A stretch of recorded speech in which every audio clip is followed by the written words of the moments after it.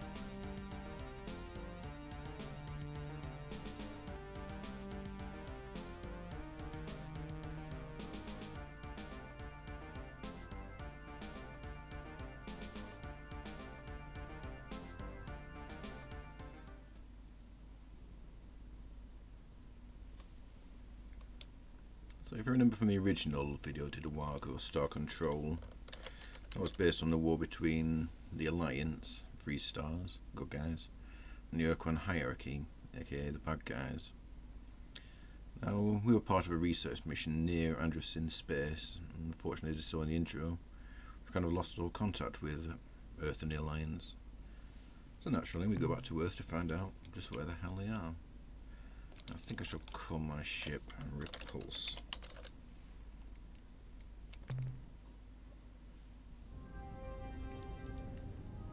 Here we are in the Earth solar system. First port of call, head to the 3rd rock from the sun.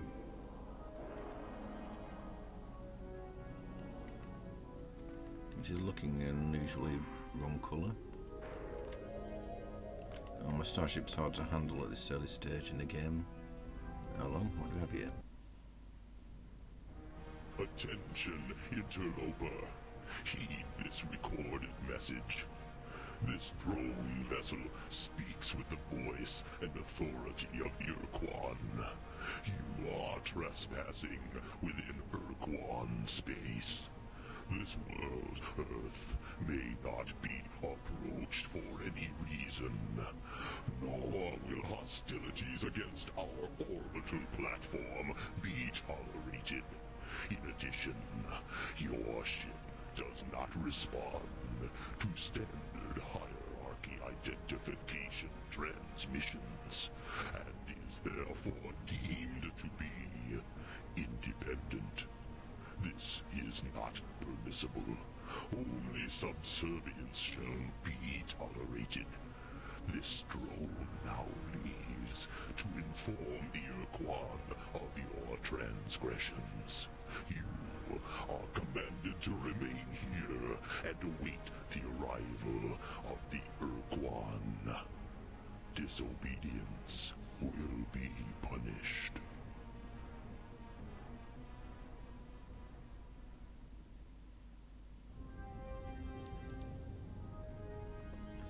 And that was the Quan, or one of their drones. That was that green caterpillar thing. That little frog thing you saw is one of its talking pets. They basically use those telepathic translation. They'll have a bit more involvement later on. Attention unidentified space vessel. I am Starbase Commander Hayes of the slave planet Earth. Our hyperwave broadcast extremely weak. Situation critical. Energy cores exhausted. Scanners and deep radar are non-functional. We cannot identify your vessel. Are you the scheduled hierarchy resupply ship? Repeat. Are you the resupply vessel? And I get a choice of what I can say to them. I'm going to just lie and say I am. That'll probably won't help. I can ask them about it. Or I can tell them, start off by explaining who I am. What? Never mind, look. We won't last much longer. Here's our situation. According to our oath of fealty to the Quan, we must maintain the starbase, but we have no space vessels of our own, and the shield prevents us from contacting Earth, so we're totally dependent on the Quan supply vessels for everything we need up here. We know there's a hierarchy base on the surface, but we can't contact them. The Quan were supposed to resupply the base at regular 5-year intervals, but we haven't received anything in almost 8 years. What we don't recycle, we can usually synthesize. But to do so, we need replacement radioactives for our generator energy cores. If you could bring us some radioactive elements, we can fabricate the cores ourselves. Are you willing to help us? I suppose you find out where I can get them from. The fastest way to get radioactive in this system would be to land on Mercury and scour the surface for deposits of radioactive elements. But be careful. Mercury is a pretty inhospitable place. Watch out for earthquakes and those high temperature areas. A little choice now, but Thanks, I'll make sure to mention this the next time I talk with our masters. I'm sure they will reward you. I won't bet on it. Okay, so you mentioned the hierarchy base on the moon, so we won't go there just yet. And we get to...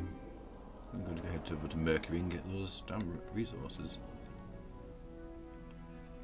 And it's a bit like throwing a dice sometimes. It can be a bit tricky getting a resource without dying, especially this early on. So I might do a bit of save scumming, and if I get blown up by it, I'll reload.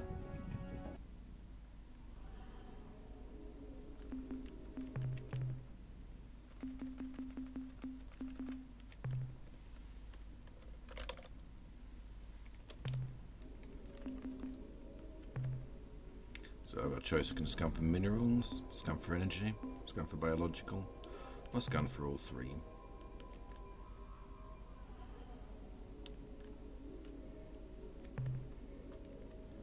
And now let's hope I can get it down in one piece.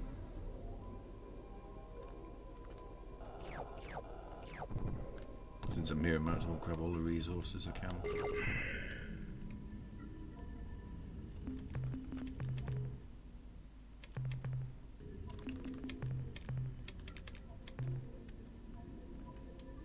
Generally, you can usually tell how valuable resources are by the colour of them. You see on the right, basically, how much stuff is worth.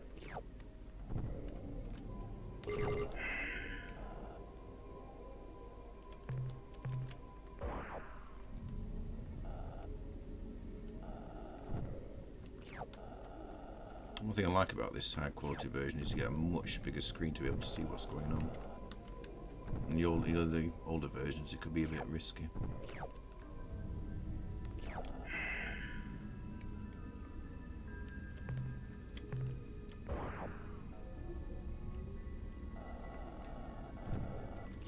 I think this texture might actually be based on Mercury itself, probably from NASA photos maybe. Let me know in the comments below if you know more about that. I think I'm going to save it here since I've actually done not too badly. Let's grab the rest of these minerals and get out of here.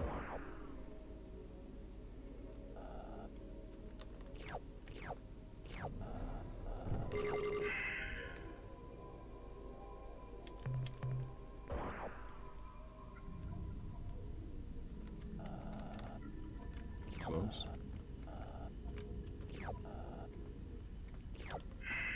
Our work here is done.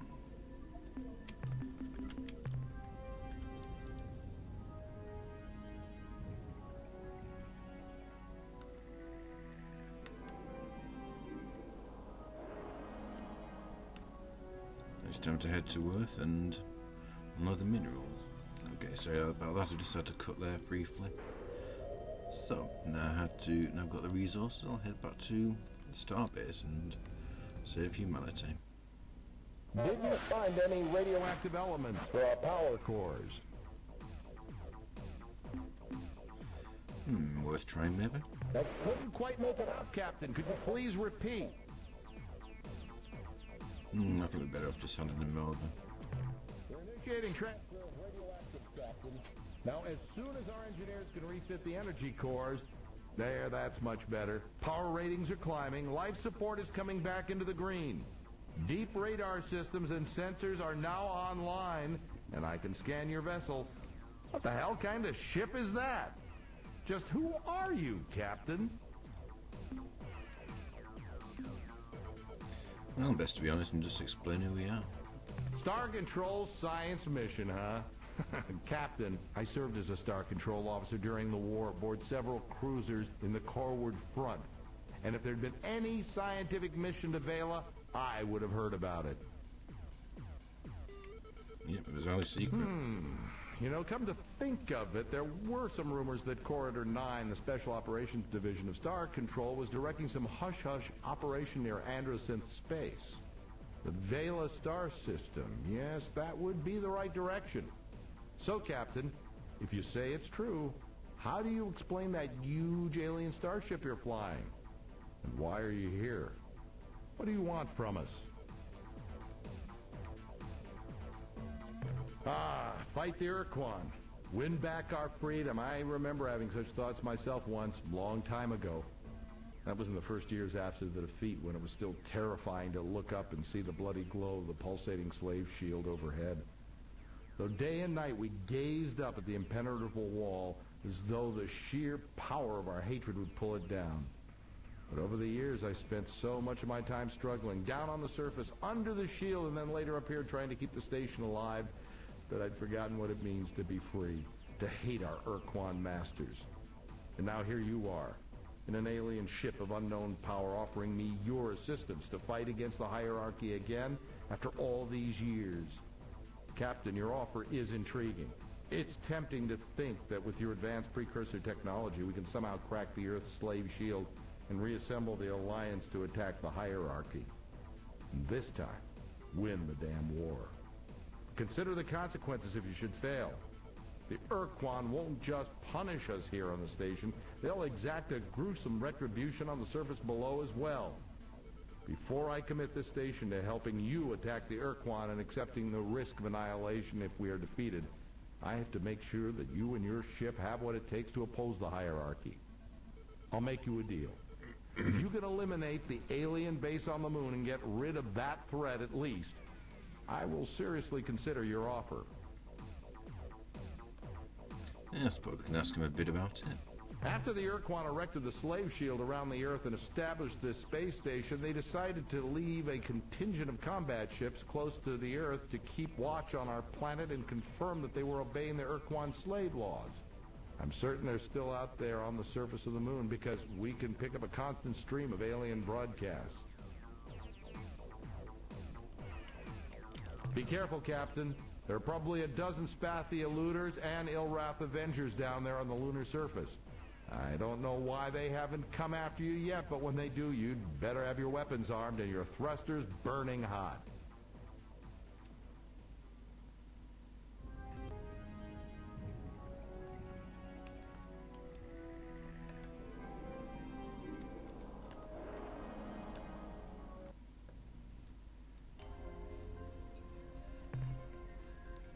And yeah, I'm pretty sure this is what the moon actually looks like for real. So those green things are biological readings. That star-shaped thing over here, some energy signature. And these are minerals which we'll grab on the way just because we can.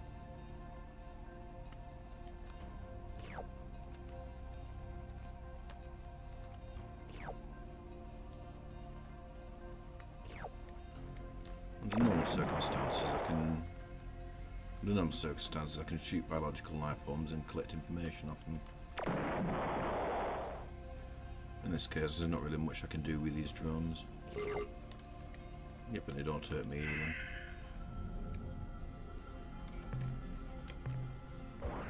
It's quite useful to remember actually. Later on in the game, some biological life forms will try and hurt me. Same with a lot of real life. Some will leave you alone. Some will leave you alone unless you provoke them. And some will come after you just for shits and giggles.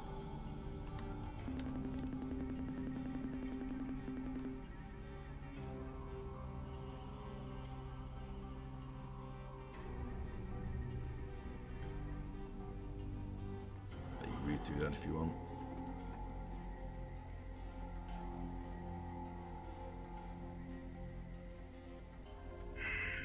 So, they're long gone, in a nutshell.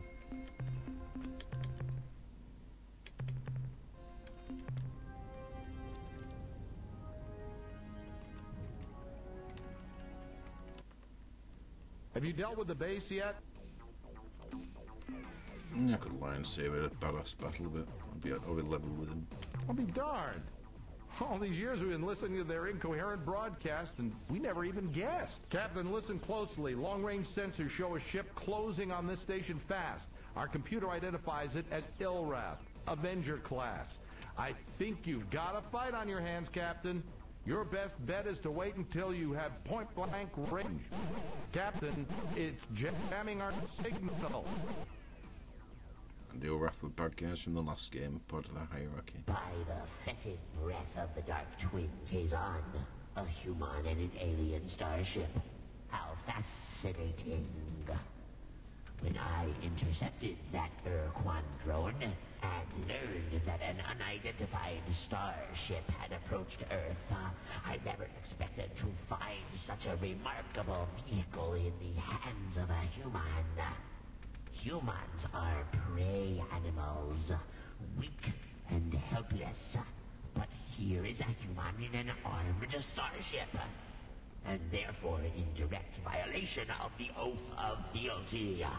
I am sure our masters, the Quan, will punish Earth most severely for this treachery when I present them with the twisted wreckage of your ship and your many charred corpses. Yeah, these guys need to work on their customer service attitude. Well, not about choices now. Can ask him where he came from. Well, probably from won't tell much. I'll just tell him what I think of him. I don't think he'll surrender. I can try the hippie way. No. I have no fear of you, feeble mammal. Though my ship lacks a functioning cloaking device, and many of our crew are dead, my gods, Jogar the Black and Kazan the Unseen, have personally confided to me that they despise you humans, and that they will help us to kill you all.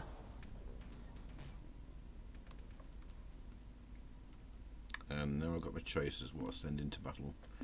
Now they're sending my flagship, which is woefully underpowered at this time. Or I can send in my cruiser, which is probably my best bet.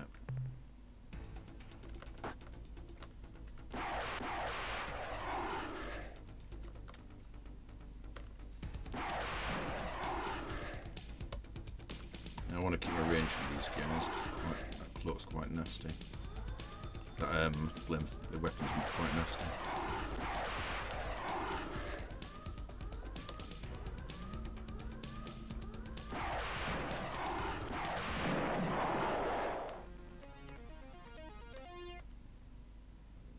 What a beautiful sight, Captain. I haven't seen an Avenger blown away like that since the battle in Draco.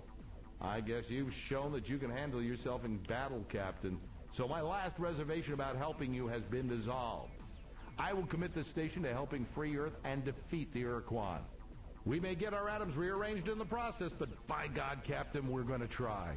So the obvious first step is to get the precursor equipment and software over here so that we can make it work with our ship repair fabricators.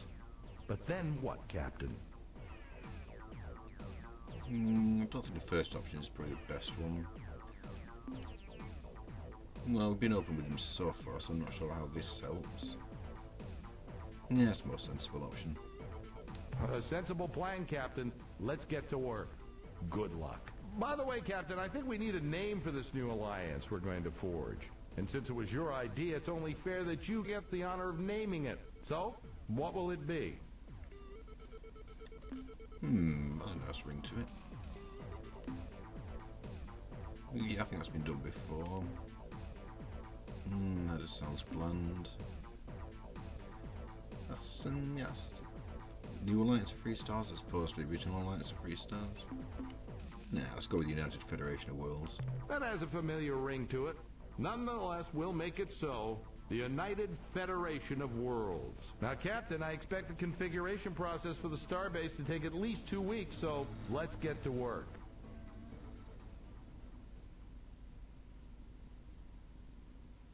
I have good news to report, Captain. We have successfully integrated the precursor technology from your ship into our fabricator system, and as you can see, we've already begun minor repairs on your ship, patching up some of the micrometeorite holes.